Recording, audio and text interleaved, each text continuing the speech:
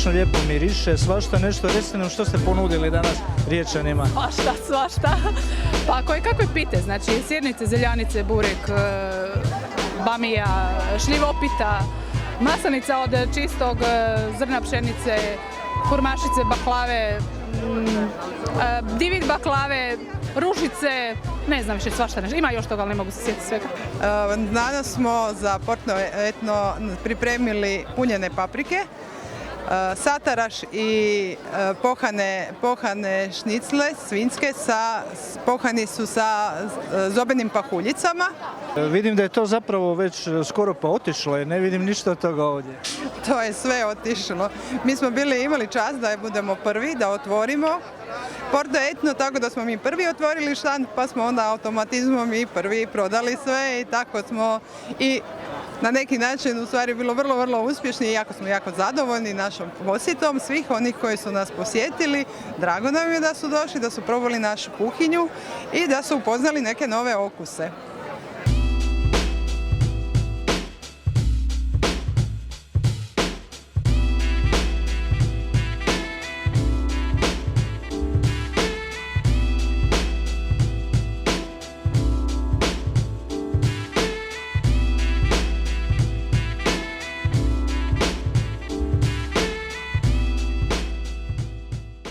Evo, među stotinama i stotinama Riječana koji su oduševljeni ovim slatkim zalogajima na Gastro Porto Etnu. Pa evo, meni je zapravo zaista prekrasno probati neke stvari koje nismo u mogućnosti svaki dan probati, ali ja moram reći, mi smo se namjerno nekako kod ovog štanda pozicionirali zato što imamo sreću da u našem susjedstvu na Viškovu imamo gospođu koja je iz Madagaskara, tako da smo mi provjereno došli opet probati nešto što je stvarno fantastično i posebno.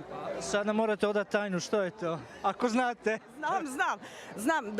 Zapravo evo ovo što ja držim u ruci je nem, to je nešto slično kao spring rolls, međutim ima tu unutra mesa, povrća i finih začina, tako da je stvarno super.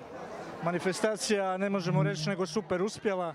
Da, zaista je uspjela i jako puno je ljudi ovdje prisutno. Evo, svi su štandovi, ja mislim, oduševljeni sa tom nekakvom zainteresiranošću ljudi da bi probali nešto što nisu evo do sad možda imali priliku.